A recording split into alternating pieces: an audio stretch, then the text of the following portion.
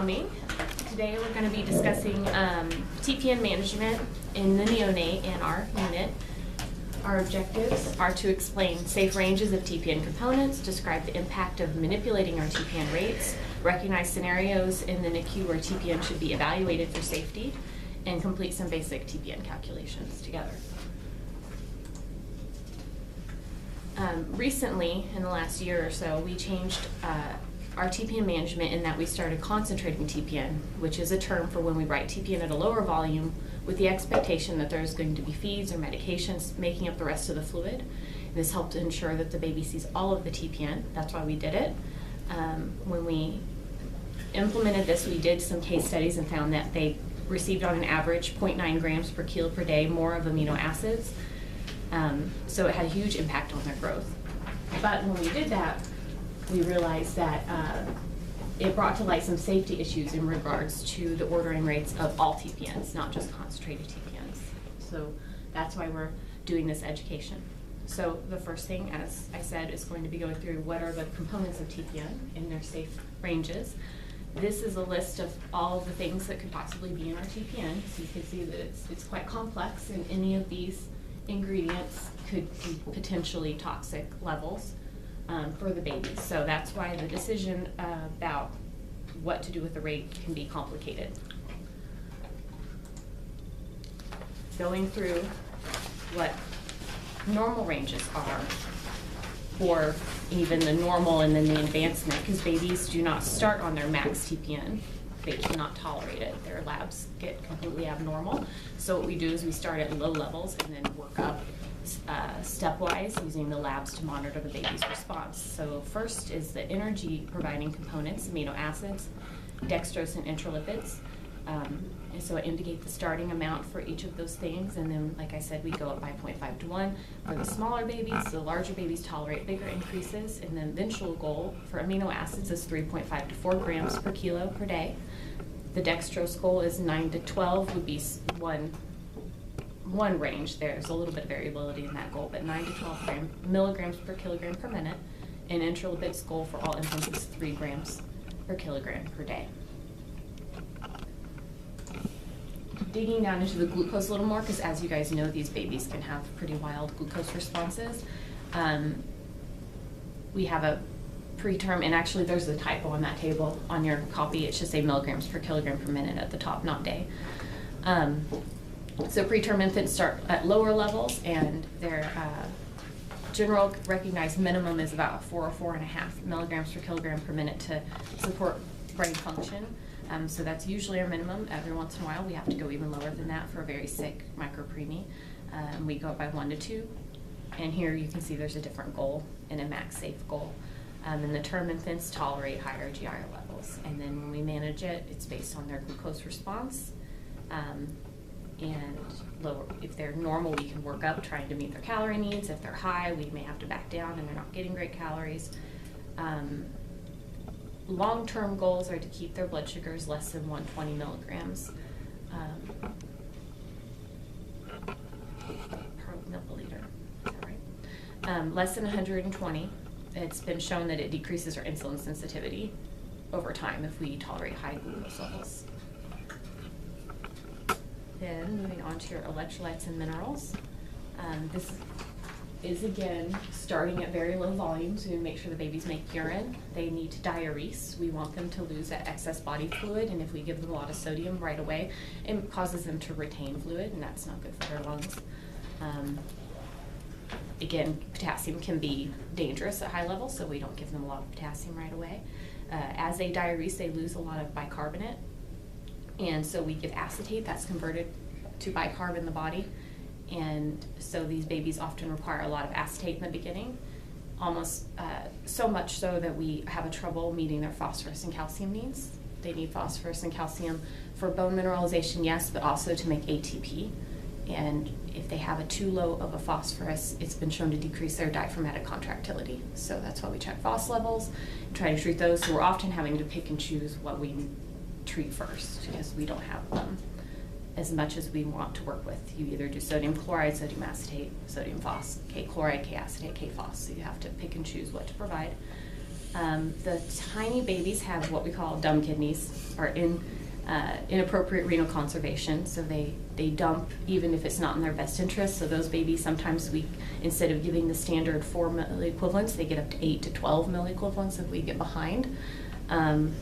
So the range varies quite a bit on what we consider normal. So you can see how changing your rate or changing your delivery can depend on each baby's response and what their labs have been recently. It's not they don't follow a certain mold necessarily.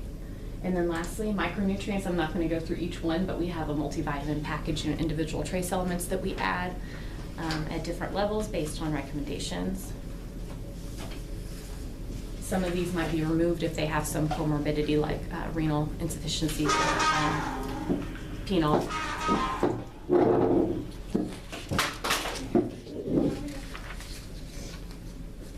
And then lastly, the fluid. What is the volume that we're giving these infants? This is a table that we give our residents, but if you really dive into it, you can see that there's huge ranges, and it's dependent on things like their urine output, their physical exam and x-ray, and their labs. If they diurese too much, if they not diuresed at all. So that's kind of the unpredictable thing that is a very common reason for why TPN rates might change unexpectedly. So parenteral nutrition contains all the components I just discussed, and they're dosed per kilo to be delivered in the volume that we wrote for, save the dextrose, which is always a percentage.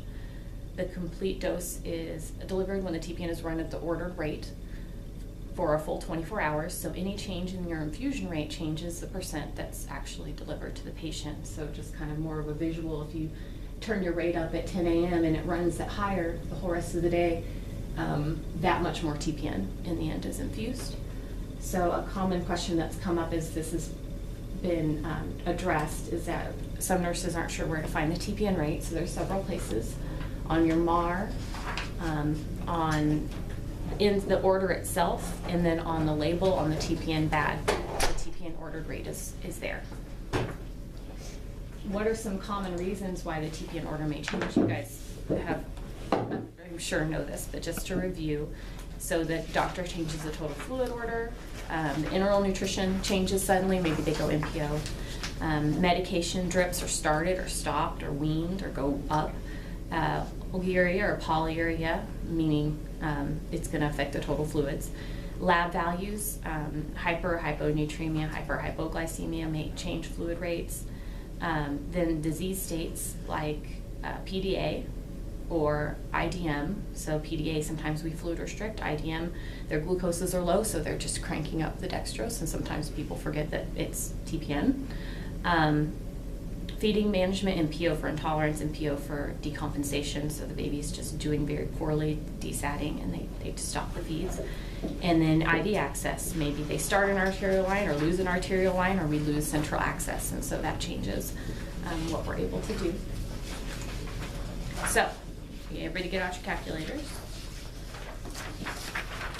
First, we're going to review your GIR calculation, which I've been told is on your little tag. It is. It's a different one. It's a different one? Oh, okay. We need to update There's it. several of them. Yes. Well, we did this calculation with this one, and it didn't come out anytime we tried it. How come I don't have one of those? So that's why I said it's wrong, because I did it my way, which is your way, and then the one on here, it never came out correct. Well, Okay. we will change it to this way on the new card. Just to be And I consistent. can absolutely give you one Yeah. of these. But you'll My see. RNT needs one too. I don't even know what it is. It's just all the drugs and stuff, and there's GIR on there, and they asked me how to calculate it, and I was like, I think it's on here, and then it's not. Yeah, we'll have to look there. And depending on where you're trained, there's 3 or 4 different ways to calculate GIR. That'll be pretty close. So this one is walk through percent dextrose times the rate divided by 6 times the weight. So you would enter into your, if you have a baby, a 32-week or on day of life 4 that weighs 1.75 kilos on D12.5 at 10 mils an hour. Your GIR, using that calculation, you would enter into your calculator 12.5, the whole number, times 10 mils, divided by 6, which is your constant, divided by 1.75, which is the weight. And the answer you get should be 11.9. Okay. and we're gonna go through an example case study, and then you guys have lots of chances to practice this. Any questions? Okay.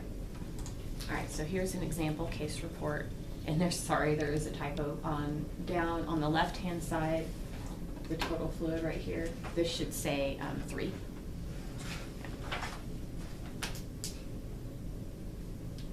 Okay. So, it should say 4.5. Sorry, this is Ashley's copy of the thing. We fixed it. It should say 4.5. Okay. So we have a 28-weeker, 890 grams, and we try to make this look like your rounding or brain, some people's version of their brain. TPN is D5, running at 4 mils an hour, and there's some intralipid. The UAC is running at 0.5 mils an hour. Total fluids are 3. Trophics are running at 2 mils Q6, and the lab glucose was 90. And then to your right, you have your TPN order, and that's where you would find the content of the TPN and also the rate.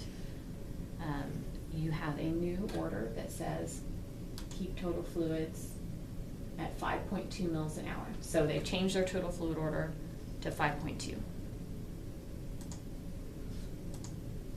So what is the current GIR? So right now, your IV fluids, it says your TPN is running at 4 mils an hour on your report. Okay, so you say the dextrose of the current TPN is 5%,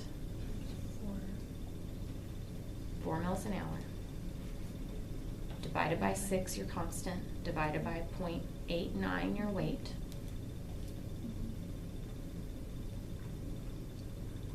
Everybody got it? 3.7. So you have this new TPN bag. I don't think I was clear on that. So the order is a new TPN order for 4 mils an hour. And your total fluids were changed to 5.2. So the new total fluid order 5.2 minus the UAC rate.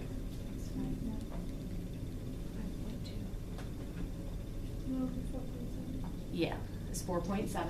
So you're calculating your TPN rate, it's 4.7.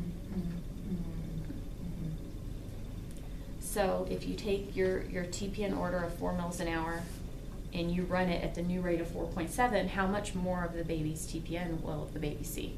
So you take your new rate, 4.7, divided by the TPN's current rate of 4.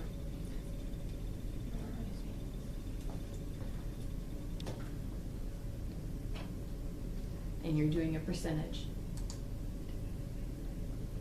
So the new rate divided by the order rate, the baby's going to see 18% more of the TPN than was ordered.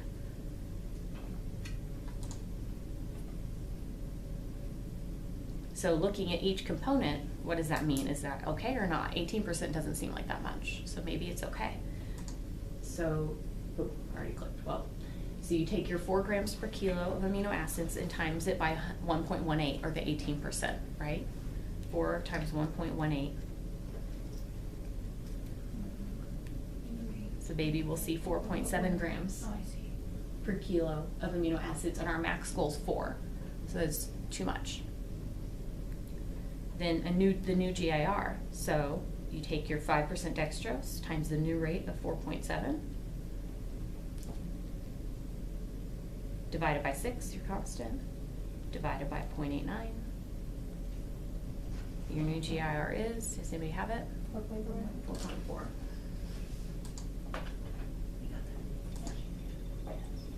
So it increases it by 0.7 on a glucose of 90.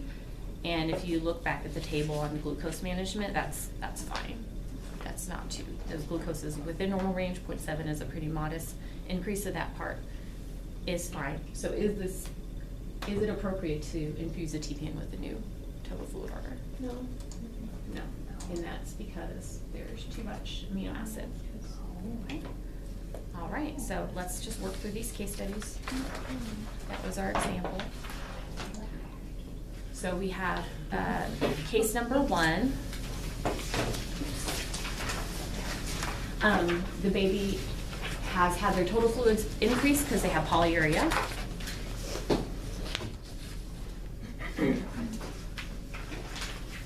it's a 24-weeker, they're 760 grams. Currently, they have a UVC with the TPN running at 2.5 mils an hour, some interlipid. They have a UAC at 0.5 mils an hour, and a PIV. Our total fluids are 3 mils an hour, and they're on some trophic feeds, and a glucose of 126 is all normal. There's information on the TPN. It's 2.5 mils an hour, 9% dextrose, 3.5 amino acids, yada yada. The new orders are to increase, like I said, the baby has polyuria, so the new orders are to increase total fluids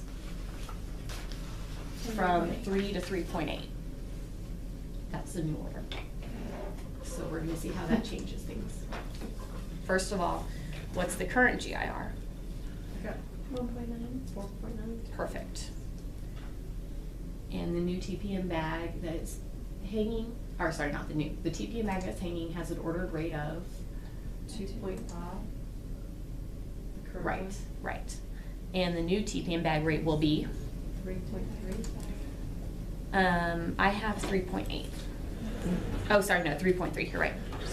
Yes, so the new ordered rate is 3.8 minus 0.5 for the UAC is 3.3. Yeah. So if you increase the current TPN to meet the total fluid order, what percent would be infused? 3.3 divided by the ordered rate. 132%. Right. So, No, it's total fluid. make sure everybody's keeping up. Sorry. No, you Sorry, should we're be. tired. No, it's fine. I know the feeling. So you have a new rate of 3.3, right? Mhm. And your current ordered rate is 2.5. Mhm. So you take 3.3 divided by 2.5 equals The 1.32. So the baby will see 32% more of the ordered TPN. So how many amino acids will the baby see? You take your current amino acids in the TPN from the order is 3.5 times 1.32.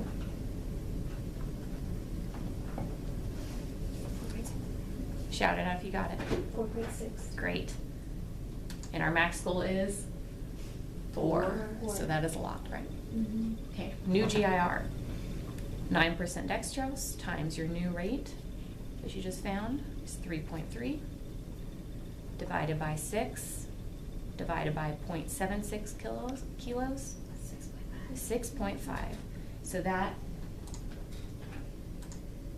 is an increase of 1.6 with a glucose of 126. So if our ultimate goal is to keep them less than 120 and we're going up by 1.6, 1.6 is a pretty hefty increase. It might be okay, it might not. Kind of depends on the baby's response. But do we think in general the TPN is safe to infuse at that rate? No, because the amino acids are too high. Okay. Great. Case 2. You have a baby who lost their PAL. 24-weeker, 650 grams. TPN is 10.5%, running at 2.9. The PAL had been running at 1 mil an hour. Your total fluids were 4. You're on trophics, and your last glucose was 135. You have your TPN order details, your total fluid order, but now your PAL is out. So you need to turn your TPN up to compensate for the fluid. First of all, what's our current GIR? Using a rate of 2.9.